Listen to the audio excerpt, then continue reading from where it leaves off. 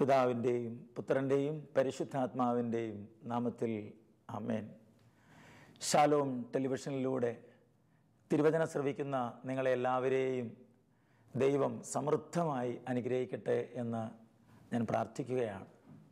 പ്രിയപ്പെട്ട ദൈവമക്കളെ, ഇന്ന് ഞാൻ നിങ്ങളുമായി പങ്കുവയ്ക്കുന്ന തിരുവചനം പത്രോസിൻ്റെ 1-ാം ലേഖനം 5-ാം അധ്യായം 6-ാം വാക്യമാണ്.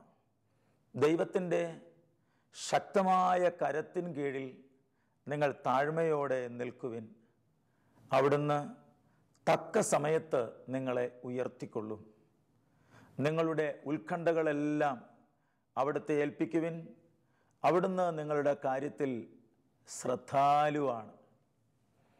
പ്രിയപ്പെട്ട ദൈവമക്കളെയും, തിരുവചനം നമ്മളെ ഓർപ്പിക്കുന്ന വളരെ പ്രധാനപ്പെട്ട ഒരു കാര്യം ഇതാണ്: ദൈവത്തിൻ്റെ ശക്തമായ കരത്തിന് കീഴിൽ താഴ്മയോടെ നിൽക്കുവിൻ, തക്ക സമയത്ത് അവിടുന്ന് നിങ്ങളെ ഉയർത്തിക്കൊള്ളും. ദൈവം തക്ക സമയത്ത് ഇറങ്ങി ഇടപെടുന്നവനാണ്. കർത്താവ് നേരത്തെയും വരികയില്ല, വൈകിയും വരികയില്ല. ദൈവത്തിന് നമ്മുടെ ജീവിതത്തിൽ ഇടപെടാൻ ഒരു സമയമുണ്ട്. ആ സമയം വരെയും പ്രതീക്ഷയോടെ കർത്താവിൻ്റെ തിരുമുമ്പിൽ നാം കാത്തിരിക്കണം. പ്രിയപ്പെട്ടവരെയും, പത്രോസ്ലീഹ വളരെ വ്യക്തമായി പറയുകയാണ്, കാത്തിരിക്കാനായിട്ട് പ്രയാസമുള്ളതിൻ്റെ കാരണം നിങ്ങളുടെ ഉത്കണ്ഠകൾ കർത്താവിന് സമർപ്പിക്കാത്തത് കൊണ്ടാണ്. ഒരു സമ്പൂർണമായ സമർപ്പണം ആര് നടത്താൻ തയ്യാറാകുന്നോ അവർക്ക് ശാന്തമായി കർത്താവിൻ്റെ തിരുസന്നിധിയിൽ ആയിരിക്കുവാനായിട്ട് കഴിയും. ഞാൻ ഓർക്കുകയാണ്, ഏതാനും ദിവസങ്ങൾക്ക് മുമ്പ് ഒരിടവകയിൽ ധ്യാനിപ്പിക്കുവാനായിട്ട് ചെല്ലുമ്പോൾ ഒരു ഭാര്യയും ഭർത്താവും എൻ്റെ അടുക്കൽ സംസാരിക്കാനായിട്ട് വന്നത് ഞാൻ ഓർക്കുകയാണ്. അവരുടെ വിവാഹം കഴിഞ്ഞിട്ട് വർഷങ്ങളേറെയായി. ഒരു 2 വർഷം കഴിഞ്ഞു, കുഞ്ഞുങ്ങളുണ്ടാകുന്നില്ല. 4 വർഷം കഴിഞ്ഞു, കുഞ്ഞുങ്ങളുണ്ടാകുന്നില്ല. പല ചികിത്സകളും അവർ നടത്താനായിട്ട് ശ്രമിച്ചു. പക്ഷെ എന്നിട്ടും കുഞ്ഞുങ്ങളുണ്ടാകുന്നില്ല. അവസാനം ഒരു ധ്യാനത്തിൽ പങ്കെടുക്കാൻ ഇടയായി. ധ്യാനത്തിൽ പങ്കെടുത്തു കഴിഞ്ഞപ്പോൾ അവർക്കൊരു പ്രതീക്ഷയായി, ദൈവം ഞങ്ങളുടെ കാര്യത്തിൽ ഇറങ്ങി ഇടപെടും എന്ന്. പല ആളുകളും അവരോട് ചോദിച്ചു, ധ്യാനം കൂടിയിട്ടും നിങ്ങൾക്ക് കുഞ്ഞുങ്ങളൊന്നും ഉണ്ടാകുന്നില്ലല്ലോ എന്ന്. അപ്പോൾ അവരുടെ മറുപടി ഇപ്രകാരമായിരുന്നു: ദൈവം തക്ക സമയത്ത് ഇറങ്ങി ഇടപെടും. ഇനി ഞങ്ങൾക്ക് കുഞ്ഞുങ്ങൾ ഉണ്ടാകാത്തതിനെക്കുറിച്ച് യാതൊരു ടെൻഷനും ഞങ്ങൾക്കില്ല. ഞങ്ങൾ ആ ധ്യാനത്തിൽ പങ്കെടുക്കുന്നോടം വരെ, ദൈവത്തിൻ്റെ വചനം കേൾക്കുന്നോടം വരെ ഞങ്ങൾ വല്ലാത്ത അസ്വസ്ഥരായിരുന്നു. പക്ഷെ ഞങ്ങളുടെ അസ്വസ്ഥതയെല്ലാം ഇപ്പോൾ മാറിയിരിക്കുകയാണ്. കർത്താവിന് ഞങ്ങളുടെ കാര്യത്തിൽ ഇറങ്ങി പ്രവർത്തിക്കാനായിട്ട് പറ്റും. അങ്ങനെ വർഷങ്ങൾ കടന്നു പോകുന്നു. അവർ പ്രായമായിക്കൊണ്ടിരിക്കുന്നു. കാലങ്ങളേറെ കടന്നുപോയി. പ്രിയപ്പെട്ട ദൈവമക്കളെ, 22 വർഷമായി അവർ വിവാഹം കഴിഞ്ഞിട്ട്. എന്നാൽ ദൈവത്തിൻ്റെ കരുണ, അനുഗ്രഹം അവരുടെ മേൽ ഒഴുകി വന്നു. 22ാമത്തെ വർഷത്തിൽ ആ സഹോദരി പ്രഗ്നൻ്റായി. 23ാമത്തെ വയസ്സിൽ 23ാമത്തെ വർഷം ഒരു കുഞ്ഞിനെ അവർക്ക് ലഭിക്കുകയാണ്, ഒരു പെൺകുഞ്ഞിനെ. ആ കുഞ്ഞിനെ ലഭിച്ചിട്ട് 7 മാസമായിരിക്കുന്നു. ആ കുഞ്ഞിനെയുമായി അവർ ധ്യാനം കൂടാനായിട്ട് വന്നിരിക്കുകയാണ്. എന്നിട്ട് അവർ പറഞ്ഞ ഒരു വാക്കുണ്ട്: ദൈവം തന്ന കുഞ്ഞാണ് ഇത്. തമ്പുരാൻ്റെ സന്നിധിയിൽ ഞങ്ങൾ കാത്തിരുന്നിട്ട് ദൈവം ഞങ്ങൾക്ക് തന്നതാണ് ഞങ്ങളുടെ ഈ കുഞ്ഞിനെ. അതെ പ്രിയപ്പെട്ട ദൈവമക്കളെ, പ്രതീക്ഷ കൈവിടാതെ, പരാതിയില്ലാതെ തമ്പുരാൻ്റെ തിരുസന്നിധിയിൽ കാത്തിരുന്ന് അവർ പ്രാർത്ഥിക്കാൻ തയ്യാറായപ്പോൾ ദൈവം അവരുടെ കാര്യത്തിൽ ഇറങ്ങി ഇടപെടുകയാണ്. തമ്പുരാൻ്റെ കരങ്ങളിലേക്ക് അവരുടെ ജീവിതം കൊടുത്തതിന് ശേഷം, അതായത് ധ്യാനത്തിൽ പങ്കെടുത്ത് ദൈവത്തിൻ്റെ വചനം സ്വീകരിച്ച് കഴിഞ്ഞപ്പോൾ പിന്നെ അവർക്ക് കുഞ്ഞിനെക്കുറിച്ചുള്ള യാതൊരു ഉത്കണ്ഠയും അവർക്കില്ല. നിങ്ങളുടെ ഉത്കണ്ഠകളെല്ലാം അവിടുത്തെ ഏൽപ്പിക്കുവിൻ, അവിടുന്ന് നിങ്ങളുടെ കാര്യത്തിൽ ശ്രദ്ധാലുവാണ്. അതെ പ്രിയപ്പെട്ടവരെ, നമ്മുടെ കാര്യത്തിൽ ശ്രദ്ധിക്കുന്ന ഒരു ദൈവമാണ് നമ്മുടെ ദൈവം. എന്നെ കേൾക്കുന്ന പ്രിയപ്പെട്ട ദൈവമക്കളെ, നമ്മുടെ ഭവനത്തിലുള്ള എല്ലാവരുടെയും കാര്യത്തിൽ, അപ്പൻ്റെ കാര്യത്തിൽ, അമ്മയുടെ കാര്യത്തിൽ, ജീവിത പങ്കാളിയുടെ കാര്യത്തിൽ, മക്കളുടെ കാര്യത്തിൽ, നമ്മുടെ ബിസിനസ്, നമ്മുടെ വരുമാന മാർഗങ്ങൾ, നമ്മുടെ എല്ലാ കാര്യങ്ങളിലും ഇറങ്ങി ഇടപെടുന്ന ദൈവമാണ് നമ്മുടെ ദൈവം. അങ്ങനെ ദൈവം ഇറങ്ങി ഇടപെടണമെങ്കിൽ തമ്പുരാൻ്റെ സന്നിധിയിൽ നാം കാത്തിരിക്കണം. കാത്തിരിക്കുമ്പോൾ ദൈവം തക്ക സമയത്ത് ഇറങ്ങി പ്രവർത്തിക്കും. ഞാൻ മറ്റൊരു കാര്യം ഓർക്കുകയാണ്. എൻ്റെ ചേച്ചിയുടെ മകൻ എറണാകുളത്ത് കൊച്ചി യൂണിവേഴ്സിറ്റിയിൽ പഠിച്ചതാണ്. അവന് ബാംഗ്ലൂർ ഒരു കമ്പനിയിൽ ജോലിയായി. അങ്ങനെ ജോലിക്ക് പോകുന്ന അവസരത്തിൽ ഒരു കടയിൽ കയറി ഭക്ഷണം കഴിച്ചു. എന്തോ ഒരു വൈറസ് ഉള്ളിൽ പ്രവേശിച്ചു എന്നാണ് ഡോക്ടർ പറയുന്നത്. ആന്തരിക അവയവങ്ങളെല്ലാം ദ്രവിച്ച് അഴുകിപ്പോയിക്കൊണ്ടിരിക്കുകയാണ്. കോഴിക്കോട് ഒരു ഹോസ്പിറ്റലിൽ ട്രീറ്റ്മെൻറ്റിന് പ്രവേശിപ്പിച്ചു. 45 ദിവസം ആ ഹോസ്പിറ്റലിൽ കിടന്നു. ഈ 45 ദിവസം ഹോസ്പിറ്റലിൽ കിടന്നതിൻ്റെ ഇടയിൽ ഒരു ദിവസം അവനൊരു ഓപ്പറേഷൻ നടത്താൻ വേണ്ടി വയറ് കീറിക്കഴിഞ്ഞപ്പോൾ പഴുപ്പ് കൊണ്ട് നിറഞ്ഞിരിക്കുകയാണ്. ഒന്നും ചെയ്യാൻ പറ്റാത്ത അവസ്ഥ. ആ ഹോസ്പിറ്റലുകാർ, ഡോക്ടേഴ്സ് അതുപോലെ തന്നെ ആ വയറങ്ങ് അടച്ച് ഒരു തുണി കൊണ്ട് കെട്ടി കുറച്ച് മെഷറൊക്കെ ഇതിനകത്ത് വെച്ച് ഇനി പോസ്റ്റ്മോർട്ടം നടത്തുമ്പോൾ ഒന്നും കൂടെ തുറക്കണ്ടല്ലോ എന്ന് കരുതിയാണ് അവരങ്ങനെ ചെയ്തത് എന്ന് പറയുന്നു. ഞങ്ങൾക്കറിയാവുന്ന പ്രാർത്ഥനാ ഗ്രൂപ്പ് അംഗങ്ങളെയും ധ്യാനമന്ദിരങ്ങളിലേക്കും വൈദികരെയെല്ലാം വിളിച്ച് പ്രാർത്ഥിക്കാനായിട്ട് ഞങ്ങൾ ആവശ്യപ്പെട്ടു. ആഹാരം വേണ്ട എന്ന് വെച്ച് ഉപവസിച്ച് ആ ഹോസ്പിറ്റലിൻ്റെ വെളിയിൽ നിന്ന് ഞങ്ങൾ പ്രാർത്ഥിക്കുകയാണ്. ഓപ്പറേഷൻ കഴിഞ്ഞപ്പോൾ കുറേ മണിക്കൂറുകൾക്ക് ശേഷം ഡോക്ടേഴ്സ് വന്ന് പറഞ്ഞ മറുപടി ഇങ്ങനെയാണ്: അവൻ്റെ ഹാർട്ട് 38 മിനിറ്റ് നേരം നിന്നുപോയിരുന്നു എന്ന്. അവൻ മരിച്ചു. പിന്നെയും എങ്ങനെയാണ് പ്രവർത്തിച്ചത് എന്ന് ഞങ്ങൾക്കറിയില്ല. അത്ഭുതമെന്ന് പറയട്ടെ, അവൻ സുബോധത്തിലേക്ക് തിരിച്ചു വന്നപ്പോൾ അവൻ പറഞ്ഞ ഒരു കാര്യമുണ്ട്. എൻ്റെ ഭാര്യ കുഞ്ഞമ്മ എന്നാണ് വിളിക്കുന്നത്. കുഞ്ഞമ്മേ, ദൈവം ഉണ്ട്, ദൈവം ഉണ്ട്. ഞാൻ കണ്ടു കുഞ്ഞമ്മേ, വ്യക്തമായിട്ട് ദൈവത്തെ ഞാൻ കണ്ടു. എൻ്റെ ബോഡി അവിടെ കിടക്കുന്നു, ശരീരത്തിൽ നിന്ന് ഞാനിങ്ങനെ മാറി നിൽക്കുകയാണ്. ഡോക്ടേഴ്സൊക്കെ അവിടെ നിൽപ്പുണ്ട്, എന്തൊക്കെയോ അവർ ചെയ്യുന്നുണ്ട്. കുറച്ച് കഴിഞ്ഞപ്പോൾ ഈ ഭൂമിയിലെ നിൻ്റെ ജീവിതം അവസാനിച്ചുവെന്ന് ഒരു സ്വരം ഞാൻ കേട്ടു. ഒരു ട്രെയിനിനകത്ത് പോകുന്നത് പോലെ ഒരു സ്ഥലത്തേക്ക് എന്നെ ആരോ വലിച്ചു കൊണ്ടുപോകുന്നത് പോലെ ഒരു അനുഭവം എന്നോട് സംസാരിക്കുന്നുണ്ടായിരുന്നു ആ സ്വരം. ഞാൻ മുന്നോട്ട് നീങ്ങി ഒരു പ്രകാശമുള്ള ഒരു സ്ഥലത്ത് ചെന്നു. നീ ബൈബിളിൽ വായിക്കുകയും പ്രസംഗത്തിൽ കേൾക്കുകയും ചെയ്ത നിന്റെ ദൈവമായ കർത്താവാണ് ഞാനെന്ന് ആ സ്വരം എന്നോട് സംസാരിച്ചു. എൻ്റെ മനസ്സിന് വലിയ സന്തോഷമായിരുന്നു കുഞ്ഞമ്മേ. എനിക്കിങ്ങോട്ട് തിരിച്ചു പോരാനായിട്ട് ആഗ്രഹം ഉണ്ടായിരുന്നില്ല. കുറെ കഴിഞ്ഞപ്പോൾ എനിക്കവിടെ ബോധം നഷ്ടപ്പെട്ടു. അപ്പോൾ ഞാൻ ഇവിടെ എത്തി. അവൻ ബോധം തെളിഞ്ഞപ്പോൾ, പ്രിയപ്പെട്ട ദൈവമക്കളെ, അവൻ പറഞ്ഞ വാക്കിതാണ്: ദൈവം ഉണ്ട്. അവൻ അല്പം ദൈവവിശ്വാസം കുറവുണ്ടായിരുന്നു. എങ്കിലും അവന് ദൈവത്തെ അറിഞ്ഞ അന്നു മുതൽ കിടക്കുന്നതിന് മുമ്പ് ബൈബിള് ഒരു പോർഷൻ വായിക്കും. ബൈബിൾ വായിക്കാതെ അവൻ ഒരു ദിവസം പോലും ഉറങ്ങാറില്ല. അങ്ങനെ ദൈവത്തോടൊരു ബന്ധം അവനുണ്ട്. എന്നാൽ ആഴമായൊരു വിശ്വാസമുണ്ടാകാൻ ഈ സംഭവം കാരണമായി. ഹോസ്പിറ്റലിൽ 45-ാമത്തെ ദിവസം ഞങ്ങളെ തിരിച്ചയക്കുകയാണ്. ഡോക്ടേഴ്സിന് അപ്പോഴും പ്രതീക്ഷയൊന്നുമില്ല അവൻ ജീവിക്കും എന്നൊന്നും.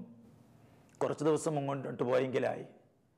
ഒരു ഡ്രൈനേജ് പോലെ പഴുപ്പും വെള്ളമൊക്കെ പുറത്തേക്ക് പോകാൻ വയറിൻ്റെ ഭാഗത്ത് ഒരു ഹോള് തന്നെയുണ്ട്. അതിങ്ങനെ ട്രസ് ചെയ്ത് മുന്നോട്ട് പോവുകയാണ്. അവൻ വീട്ടിലെത്തി. കട്ടിലേക്ക് കിടക്കുമ്പോൾ അവനെ കാണാനുണ്ടായിരുന്നത് ഷാലോം TV ആണ്. ഷാലോം ടി വിയിലൂടെ അവൻ തിരുവചനം കേൾക്കും. പിന്നെ ഗോഡ് ചാനൽ എന്നു പേരായ ഒരു ചാനല്, ആ ചാനലിലൂടെയും അവൻ ദൈവത്തിൻ്റെ വചനം കേൾക്കും. വേറൊന്നും അവന് താല്പര്യമുണ്ടായിരുന്നില്ല. ആ രോഗക്കിടക്കയിൽ അവന് സഹായമായി നിന്നിരുന്നത് ആ ടി വിയാണ്. തിരുവചനം കേട്ട് കേട്ട് ശുശ്രൂഷയിൽ പങ്കെടുത്ത ദിവസങ്ങൾ കഴിയും തോറും അവൻ്റെ മുറിവ് സാവധാനത്തിൽ ഉണങ്ങാൻ തുടങ്ങി. നിങ്ങളുടെ ഉത്കണ്ഠകളെല്ലാം അവിടുത്തെ ഏൽപ്പിക്കുവിൻ. അവിടുന്ന് നിങ്ങളുടെ കാര്യത്തിൽ ശ്രദ്ധാലുവാണ്. നീ രോഗക്കിടക്കയിലാണെങ്കിൽ നിന്നെ ആര് ശ്രദ്ധിക്കാനില്ല എങ്കിൽ നിന്നെ ശ്രദ്ധിക്കുന്ന ഒരു ദൈവമുണ്ട്. നിന്റെ കാര്യത്തിൽ ഇറങ്ങി ഇടപെടുന്ന ഒരു ദൈവമുണ്ട്. നിന്റെ എല്ലാ വേദനകളിലും ഇറങ്ങി ഇടപെടുന്ന ഒരു ദൈവമുണ്ട്. ആ ദൈവത്തിൻ്റെ മുമ്പിലാണ് പ്രിയ മകനെ മകളെ നീ ഇപ്പോഴായിരിക്കുക. ആ ദൈവത്തിൻ്റെ വചനമാണ് നീ കേട്ടുകൊണ്ടിരിക്കുക. കുറേ നാളുകൂടെ കഴിഞ്ഞു. അവൻ അല്പം നടക്കാനൊക്കെ തുടങ്ങി. വീട്ടിലൂടെ നടക്കുന്നു. അവൻ്റെ മുറിവ് ഏതാണ്ട് കംപ്ലീറ്റ് ഉണങ്ങിയതുപോലെയായി. അവനൊരു ബാങ്ക് കോച്ചിങ്ങിന് ചേർന്നു. ടെസ്റ്റ് എഴുതി. അവനൊരു ബാങ്കിൽ കിട്ടി. അങ്ങനെ SBT ബാങ്കിൽ അവൻ ജോലി ചെയ്യുകയാണ്. അവൻ്റെ വീടിൻ്റെ അടുത്ത് കിട്ടിയെങ്കിൽ എന്നവൻ ആഗ്രഹിക്കുന്നു. അവൻ്റെ ആഗ്രഹം ദൈവത്തിന് സമർപ്പിക്കുമ്പോൾ വീടിൻ്റെ അടുത്ത് ഒരു പുതിയ ബാങ്ക് തുടങ്ങുകയാണ്. ആ ബാങ്കിൽ അവന് ജോലിയായി. വീണ്ടും അവന് വയറിന് പ്രശ്നം. മെഡിക്കൽ കോളേജിലേക്ക് കൊണ്ടുപോയി. മെഡിക്കൽ കോളേജ് ചെന്നപ്പോഴാണ് വയറ്റിലിങ്ങനെ ആവശ്യമില്ലാത്ത കുറച്ച് മെഷറുകളൊക്കെ വെച്ചിരിക്കുന്നതായിട്ട് കാണുന്നത്. അത് ആദ്യത്തെ ഹോസ്പിറ്റലിൽ സംഭവിച്ചതാണ്. ആ ഹോസ്പിറ്റലിനെതിരായി കേസ് കൊടുക്കണം എന്ന് ഇവർ പറഞ്ഞപ്പോൾ ഞങ്ങളിങ്ങനെ പറഞ്ഞു, ഇല്ല സാറേ, ഇത് കേസ് കൊടുക്കേണ്ട കാര്യമല്ലിത്. ഇത് ദൈവം പ്രവർത്തിച്ച ഒരു അത്ഭുതമായത്. അതുകൊണ്ട് ഞങ്ങൾക്ക് ആരോടും ഒരു പരാതിയില്ല. അവർക്കും അത്രേ ചെയ്യാനായിട്ട് പറ്റുകയുള്ളൂ. ആവശ്യമില്ലാത്ത മെഷറൊക്കെ എടുത്തു കളഞ്ഞു. വീണ്ടും വയറ് കയറി. കുറച്ച് നാൾ കഴിഞ്ഞപ്പോൾ അവൻ പറഞ്ഞു, ഇനി എനിക്ക് മുന്നോട്ട് പോകാൻ പറ്റുമെന്ന് തോന്നുന്നില്ല. വീണ്ടും അവൻ ദൈവത്തിൻ്റെ വചനം കേൾക്കുന്നു. അവന് വീണ്ടും ശരീരത്തിന് ബലം കിട്ടുന്നു, മനസ്സിന് ബലം കിട്ടുന്നു, ആത്മാവിന് ബലം കിട്ടുന്നു. അവൻ പറഞ്ഞു, ഒരുപക്ഷെ എനിക്കിനി കല്യാണം കഴിക്കാൻ പറ്റിയെന്ന് വരികയില്ല. അനുജനോട് പറഞ്ഞു, നീ ഒരു കല്യാണം കഴിക്ക്, വീട്ടിലൊരാളാകട്ടെ. എനിക്കിത്രയും ജീവിതം കിട്ടിയത് തന്നെ വലിയൊരു ഭാഗ്യമാണ്. എന്നാൽ കർത്താവ് അവനോട് കരുണ കാണിച്ചു. ദൈവം അവൻ്റെ ജീവിതത്തിൽ ഇറങ്ങി ഇടപെട്ടു. രണ്ടാമത്തെ ഓപ്പറേഷൻ കഴിഞ്ഞ് ആ മുറിവും ഉണങ്ങാൻ ദൈവം ഇടയാക്കി. അവനൊരു കല്യാണാലോചന വന്നു. അവൻ്റെ കല്യാണം കഴിഞ്ഞു. ഇപ്പോൾ അവനൊരു കൊച്ചായിരിക്കുന്നു. നിങ്ങളുടെ ഉത്കണ്ഠകളെല്ലാം അവിടുത്തെ ഏൽപ്പിക്കുവിൻ. അവിടുന്ന് നിങ്ങളുടെ കാര്യത്തിൽ ശ്രദ്ധാലുവാണ്. യോഹന്നാൻ്റെ സുവിശേഷത്തിൻ്റെ 10:10 പറയുന്നുണ്ടല്ലോ, കൊല്ലുവാനും മോഷ്ടിക്കാനും നശിപ്പിക്കാനുമാണ് കള്ളൻ വരുന്നത്. എന്നാൽ ഞാൻ വന്നിരിക്കുന്നത് നിങ്ങൾക്ക് ജീവൻ ഉണ്ടാകാനും അത് സമൃദ്ധമായി ഉണ്ടാകാനുമാണ്. അവരൊരു കുഞ്ഞ് ജനിച്ചു. ആ കുഞ്ഞ് ഒരാൺകുഞ്ഞായതുകൊണ്ട് ഒരു ജീവൻ്റെ സമൃദ്ധിയില്ലേ? ഒരു തലമുറയിലേക്ക് അവനെ നയിക്കുകയാണ് കർത്താവ്. യാതൊരു പ്രതീക്ഷയും ആർക്കും അർപ്പിക്കാൻ പറ്റാത്ത സാഹചര്യത്തിൽ ദൈവം ഇറങ്ങി ഇടപെടുകയാണ്. പ്രിയപ്പെട്ട ദൈവമക്കളെ, ഓരോ വ്യക്തിയുടെയും ജീവിതത്തിൽ ദൈവം അങ്ങനെ ഇറങ്ങി ഇടപെടുന്നുണ്ട്. ചെയ്യേണ്ട കാര്യം ഒന്ന് മാത്രം, ദൈവം നമ്മുടെ കൂടെ ഉണ്ടാവുക. പഴയ നിയമത്തിലേക്ക് നമ്മൾ കടന്നു പോകുമ്പോൾ നാം കാണുന്ന ഒരു വ്യക്തിയാണ് യാക്കോബിൻ്റെ ഇളയ മകനായ ജോസഫ്. യാക്കോബിന് വാർദ്ധക്യത്തിലുണ്ടായ മകനാണ് ജോസഫ്. അതുകൊണ്ട് തന്നെ വളരെ സ്നേഹം നൽകി, നീളമുള്ള പുറംകുപ്പായമൊക്കെ തയ്പ്പിച്ചു കൊടുത്ത് വളരെ താല്പര്യത്തോടെ വളർത്തുകയാണ്.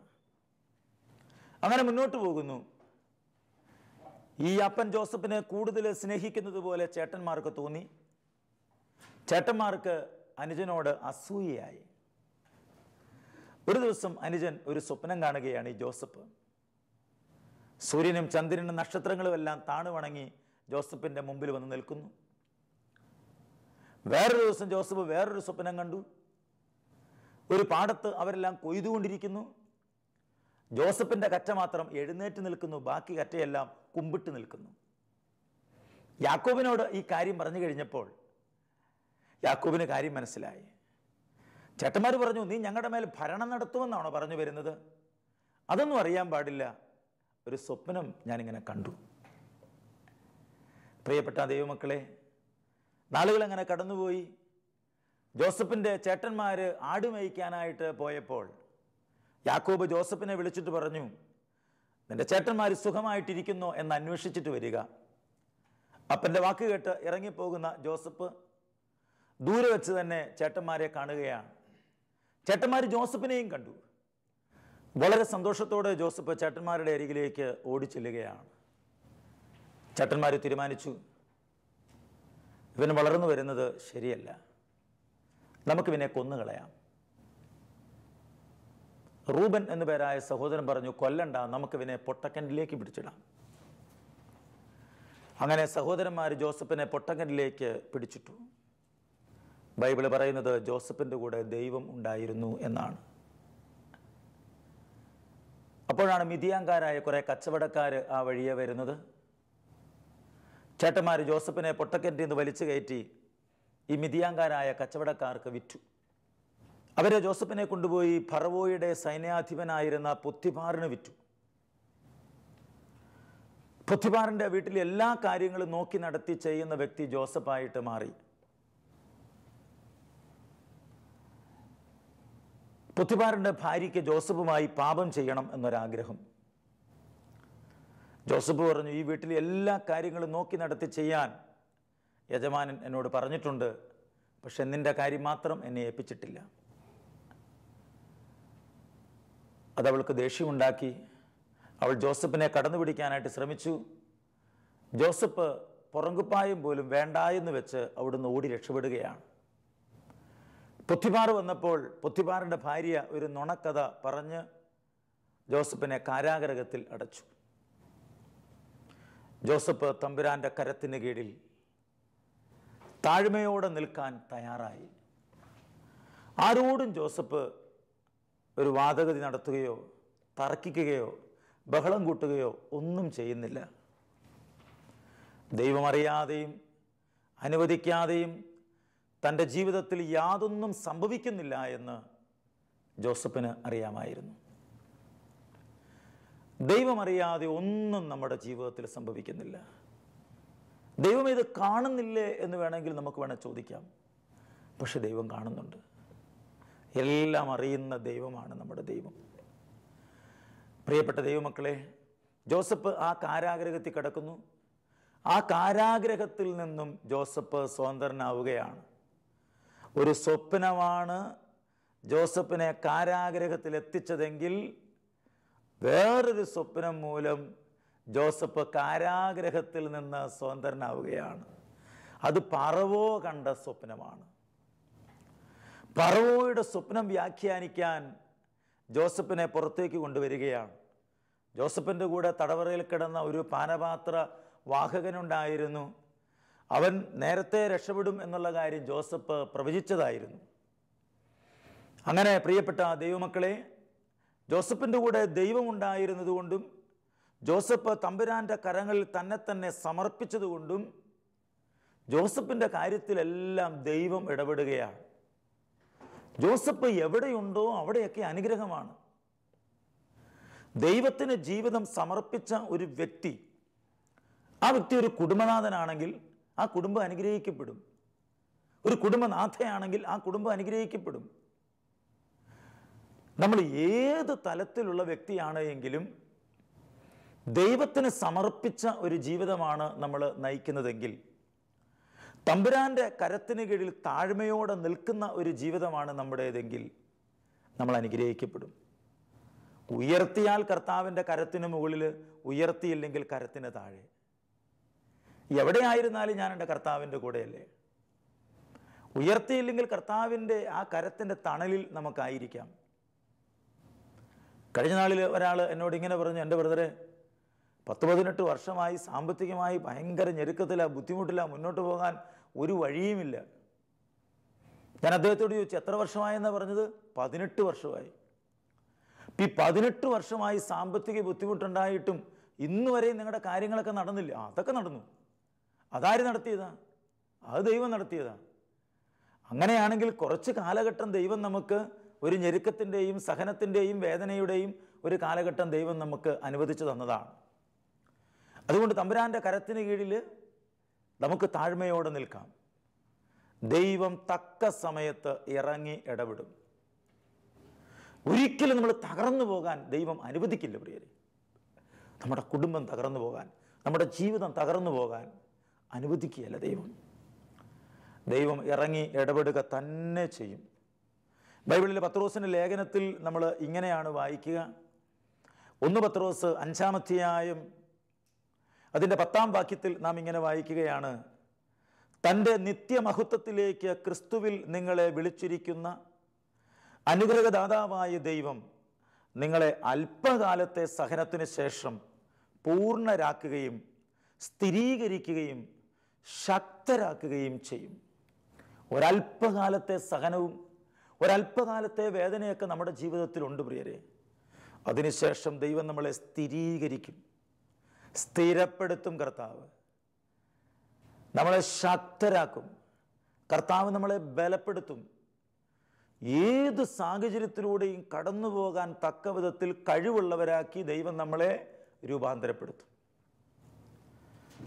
ജോസഫിൻ്റെ ജീവിതത്തെ തക്ക സമയത്ത് കർത്താവ് ഉയർത്തി അനുഗ്രഹിച്ചതുപോലെ ഫറവോയുടെ അതേ സ്ഥാനത്തേക്ക് ദൈവം ഉയർത്തുകയാണ് ജോസഫിനെ.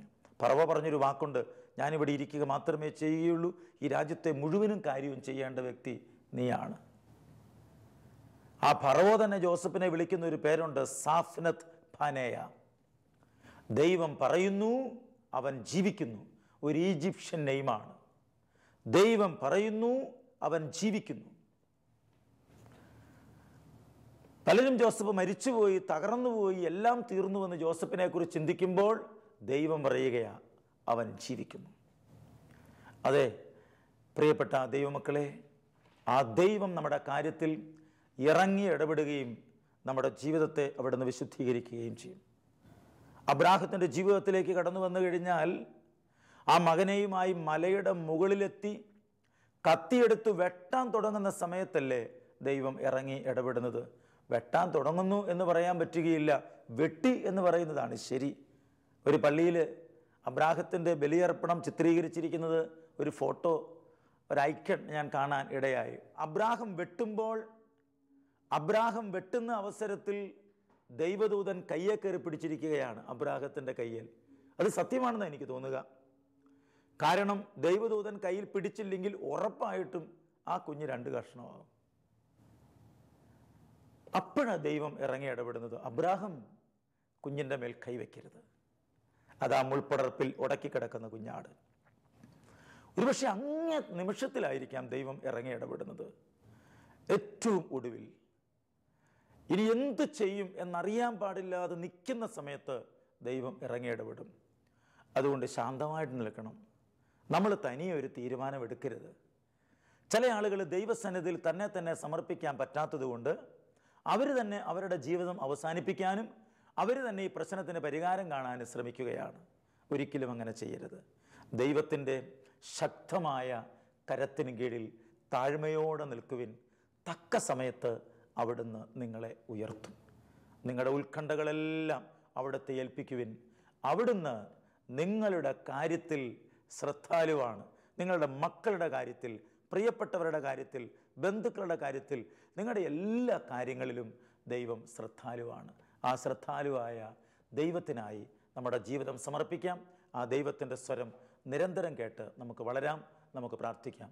കർത്താവേ, കരുണയുള്ള നല്ല ദൈവമേ, അവിടുത്തെ കരത്തിന് കീഴിൽ താഴ്മയോടെ നിൽക്കുവാൻ ഞങ്ങൾ ആഗ്രഹിക്കുന്നു. തക്ക സമയത്ത് അവിടുന്ന് ഞങ്ങളെ ഉയർത്തും എന്ന് ഞങ്ങൾ അറിയുന്നു. ഈശോയെ, ഞങ്ങളുടെ പ്രശ്നങ്ങൾ, വേദനകൾ, നൊമ്പരങ്ങൾ, തകർച്ചകൾ, അതിൻ്റെ എല്ലാം നടുവിൽ ഞങ്ങൾ താഴ്മയോടെ നിൻ്റെ കരത്തിന് കീഴിൽ നിൽക്കുകയാണ്. അവിടുന്ന് ഉയർത്തണമേ. നിത്യം പിതാവും പുത്രനും പരിശുദ്ധാത്മാവുമായ സർവേശ്വര എന്നേക്കും. ആമേൻ.